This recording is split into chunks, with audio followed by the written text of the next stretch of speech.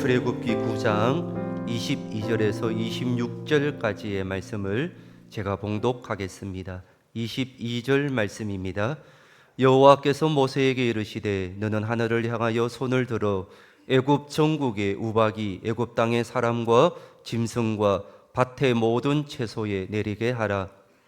모세가 하늘을 향하여 지팡이를 들매 여호와께서 우레소리와 우박을 보내시고 불을 내려 땅에 달리게 하시니라. 여호와께서 우박을 애굽 땅에 내리심에 우박이 내림과 불덩이가 우박에 섞여 내림이 심히 맹렬하니 나라가 생긴 그때로부터 애굽 온 땅에는 그와 같은 일이 없었더라. 우박이 애굽 온 땅에서 사람과 짐승을 막론하고 밭에 있는 모든 것을 쳤으며 우박이 또 밭의 모든 채소를 치고 들의 모든 나무를 꺾었으되 이스라엘 자손들이 있는 그곳 고센 땅에는 우박이 없었더라. 아멘. 할렐루야.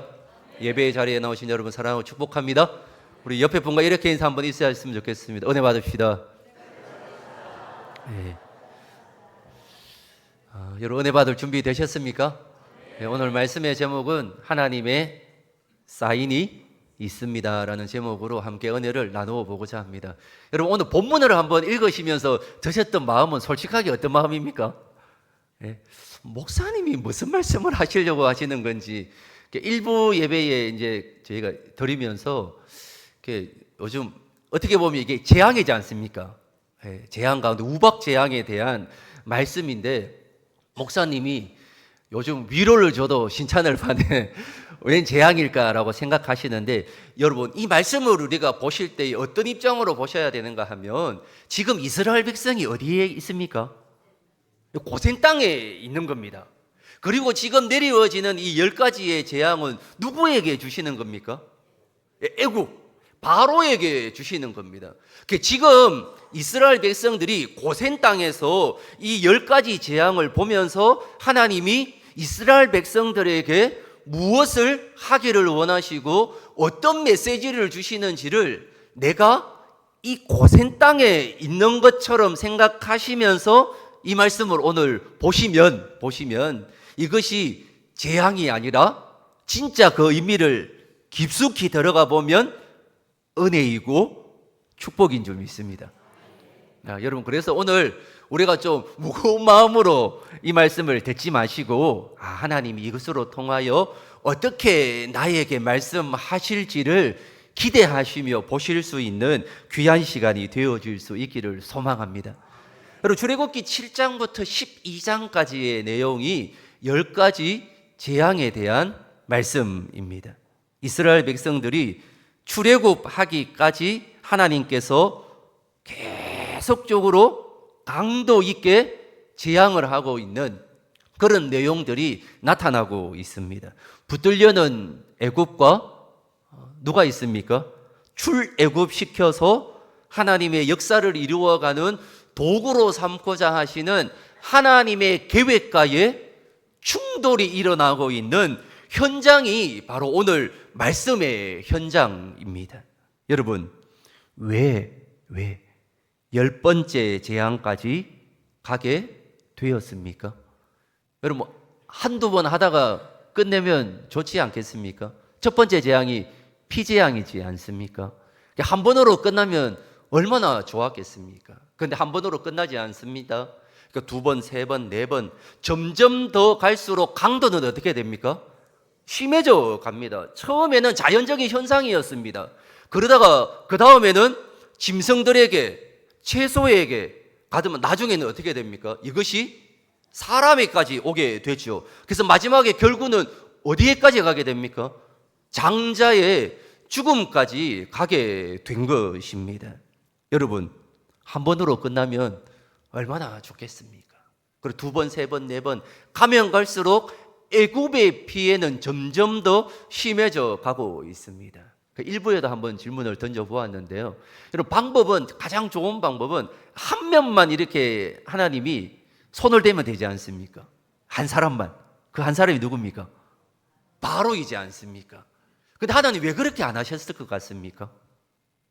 우리가 볼 때에도 고센 땅에 있는 이스라엘 백성들도 바로만 어떻게 하면 될 것 같은데 그런데 하나님께서 주시는 메시지가 거기에 있었던 것입니다.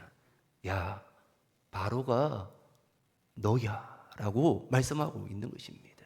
그러니까 이것을 통하여 우리가 그 바로가 점점 더 완악하여 가고 있는 모습을 보면서 혹여나 나도 그러한 마음으로 신앙생활하고 있지는 않은지 보셔야 된다라는 것입니다.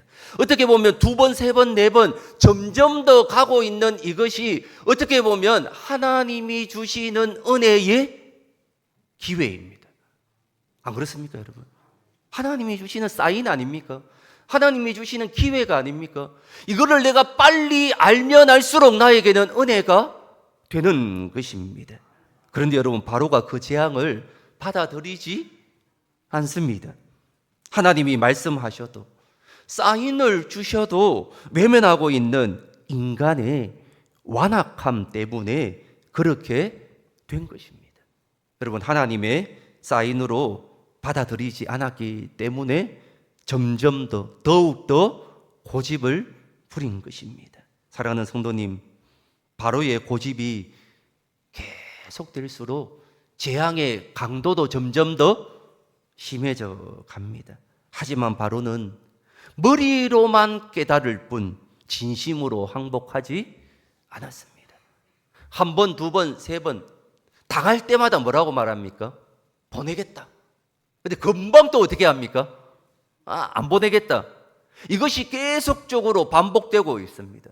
고센 땅에 있던 이스라엘 백성들이 그것을 보면서 지금 하나님이 주시는 그 메시지를 당장이라도 순종하였으면 바로 네가 애굽이 어려움을 겪지 않았을 건데 그걸 지금 고센 땅에 있는 이스라엘 백성들이 보았을 거지 않습니까? 그런데 여러분, 그 모습이 너희가 출애굽하고 가나안에 들어갔을 때의 너의 모습이다라는 것을 보여주고 있는 것이지요. 이러한 바로에게 하나님이 내리신 재앙들은 무엇이고 그것이 우리에게 어떤 의미가 있는지, 그 속에 담겨진 하나님의 메시지가 무엇인지를 우리가 한번 오늘 살펴보았으면 좋겠습니다. 특별히 오늘 말씀은 출애굽기 9장의 말씀을 좀 중심으로 하여 살펴보았으면 좋겠습니다. 여러분, 10가지 재앙 가운데 4번째 재앙이 파리 때 재앙이었습니다.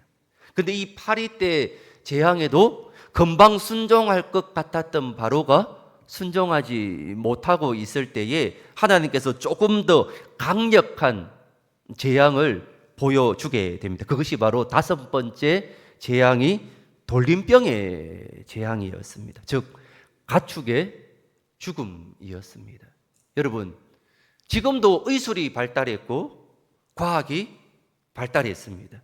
그럼에도 불구하고 여전히 이 돌림병은 어떻습니까? 위협적입니다. 얼마나 큰 위협입니까? 우리는 아주 큰 것을 겪어왔지 않습니까?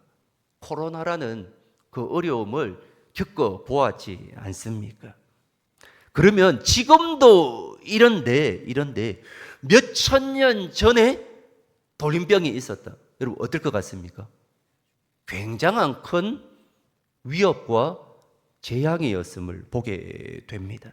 그 돌림병 재앙은 여호와께서 친히 하나님의 손을 들어서 누구에게 줬는가 하면요, 말과 나귀와 낙타와 소와 양에게 행하였다라고 말씀하고 있습니다. 그런데 여러분, 여기에서 언급되고 있는 동물들은 하나같이 당시 애굽인들이 신성시했던 동물들이었습니다. 그래서 여러분, 무엇으로 섬기고 있었겠습니까? 우상으로 섬기고 있었던 것입니다. 하나님은 그것들을 어떻게 합니까? 직접 공격하심으로 모든 종교적 희생 제물들을 전멸시켰던 것입니다. 그러나 여기에서 드러나는 특이한 점이 하나가 있습니다. 하나님께서 이스라엘의 생축과 애굽의 생축을 구별하셨다라는 것입니다. 여러분, 놀랍지 않습니까? 은혜이지 않습니까? 얼마나 신기한 일입니까? 여러분, 그냥 고센 땅, 그 작은 땅 안에 애굽의 전역이 있는데 여기에만 지금 어떻게 됩니까? 이 재앙이 없었다라는 것이지요. 우리는 여기서 모든 피조물의 생사가 하나님께 있다는 사실을 보게 됩니다. 그렇게 여러분, 모든 피조물 가운데 있는 인간의 생, 사, 화, 복 또한 하나님의 손안에 있는 줄 믿습니다. 여러분, 인정하십니까? 여러분, 하나님은 행하고자 하시는 모든 계획을 성취하시는 분이십니다. 따라서 모든 인간은 하나님의 이 오묘하신 계획 앞에 순종할 때에만 하나님의 보호를 받을 수 있습니다. 다른 방법이 없습니다. 그러나 바로는 여러분 어떻게 합니까? 모든 생축의 죽음을 경험했음에도 불구하고 여전히 고집을 부리고 있습니다. 누구를 보고 있는 것 같습니까? 나를 보고 있는 것 같습니다. 아, 나도 저럴 수 있겠구나.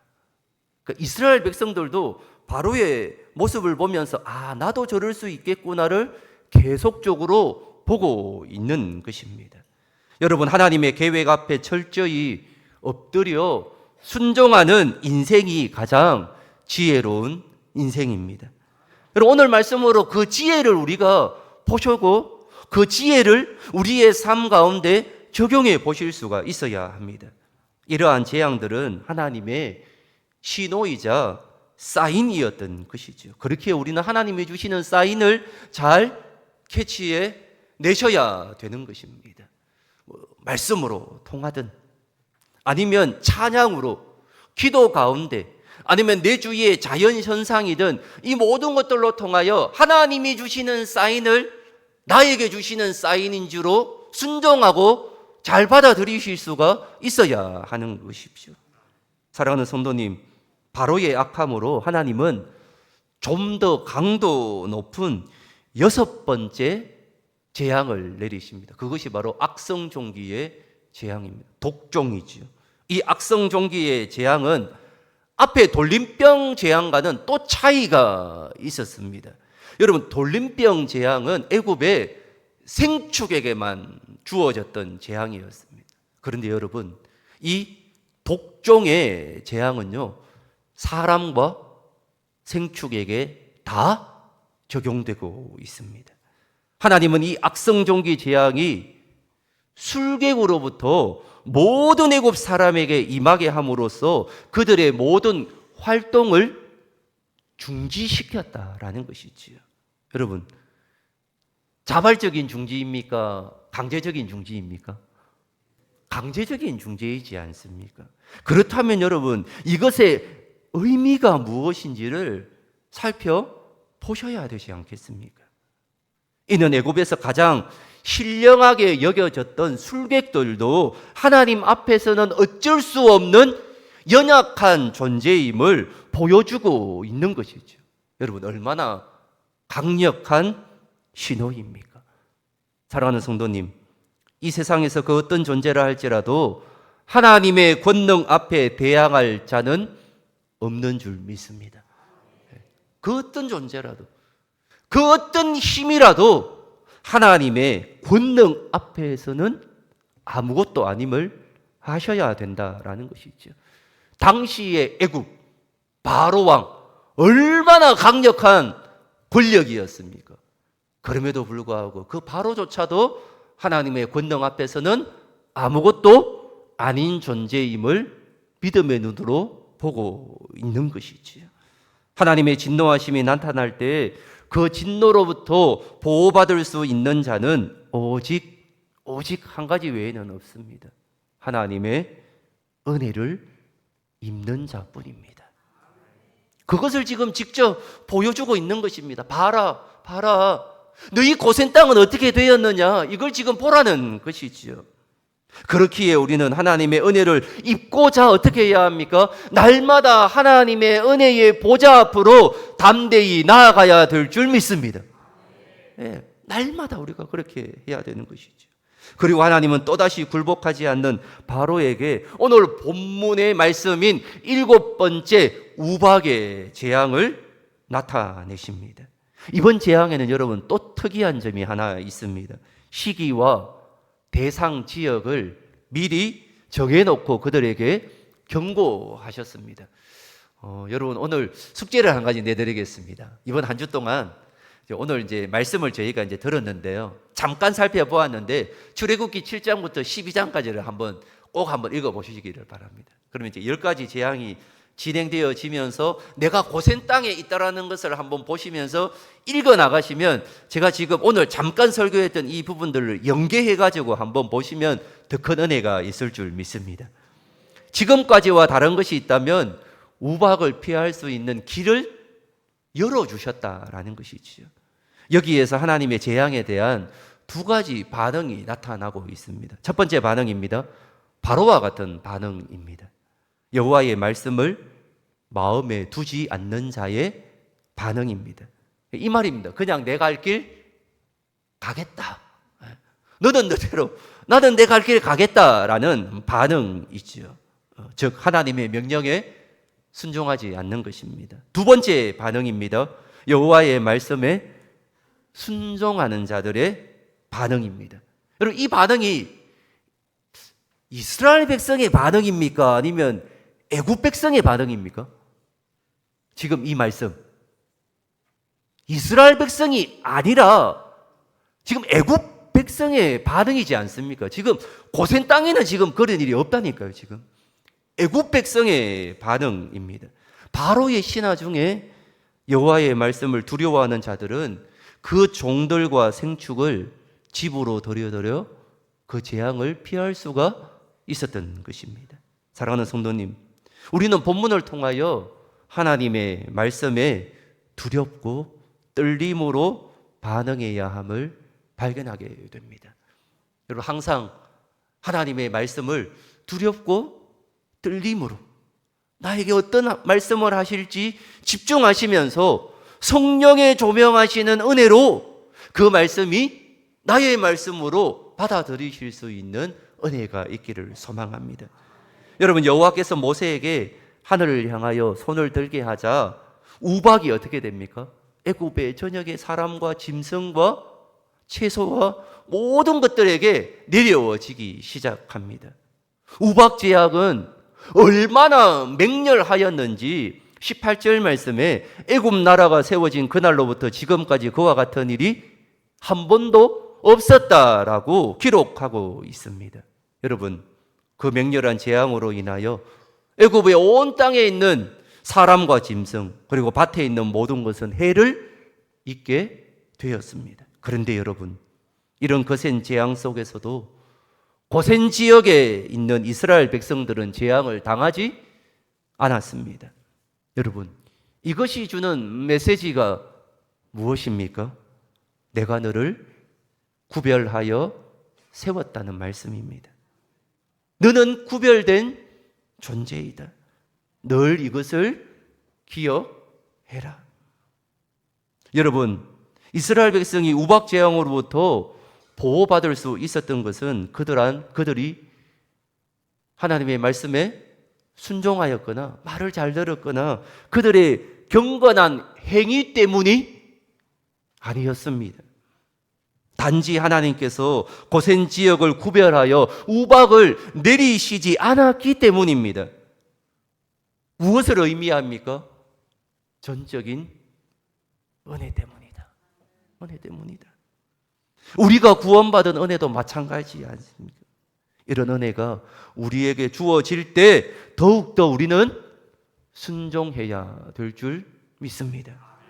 사랑하는 성도님, 이 세상에서 하나님의 은혜가 아니고서는 하나님의 심판에서 벗어날 자가 없습니다.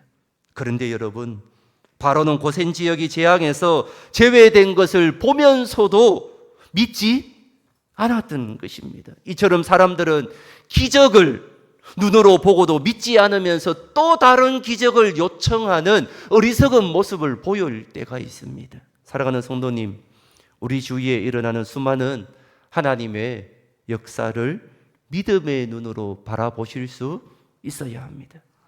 그리고 깨닫는 은혜가 우리에게 있어야 되는 것이죠. 그런데 여러분, 이러한 강력한 우박 재앙에서도 바로는 입술로는, 말로는 의로우신 하나님을 고백하지만 실제로 그의 중심은 의로우신 하나님을 전혀 두려워하지 않고 있습니다. 조금이라도 의지할 대상이 있으면 그것 때문에 하나님을 거역하려는 것이 여러분 인간의 속성입니다. 그래서 하나님은 그것조차도 치워버릴 때가 있습니다. 여러분, 이렇게까지는 가지 말아야 되지 않겠습니까? 여러분, 부모님이 자녀를 훈육할 때 때로는 매를 들 때도 있지 않습니까? 어느 정도 하면 어떻게 해야 합니까?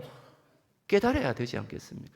매를 드는 순간 어떻게 해야 됩니까? 사실은 바로 엎드리면 그냥 끝나는 거죠. 그런데 여러분 어떻습니까? 그거를 모를 때가 있지 않습니까? 이놈아, 내가 매를 든 게 그게 아닌데, 그게 부모의 마음이 아닌데, 때로는 한심하기도 합니다. 그런데 여러분, 그 자녀가 사실 나라는 것을 잊어버릴 때가 많습니다. 사랑하는 성도님, 오늘날도 바로처럼 입술로는 하나님의 공의와 의로우심을 말하지만 삶은 전혀 하나님이 없는 것처럼 살아가는 사람들이 있습니다. 교회 다니면서도 그렇게 살아갑니다. 우리도 혹시 그런 삶을 살고 있지 않은지 살펴보셔야 합니다. 사랑하는 성도님, 이 세상이 지속되고 있는 것은 하나님의 자비와 긍휼 때문입니다. 전적인 은혜 때문입니다. 이 험난한 세상 가운데 내 힘으로 살아갈 수 없습니다, 여러분. 하나님이 지켜주시지 않으면 안 되는 것이죠. 그렇기에 우리는 어떻게 해야 합니까? 우리에게 주시는 하나님의 신호, 사인을 잘 알아서 하나님이 기뻐하시는 일들을 마음껏 이루어 가시는 믿음의 그리스도인이 되어질 수 있기를 축원합니다.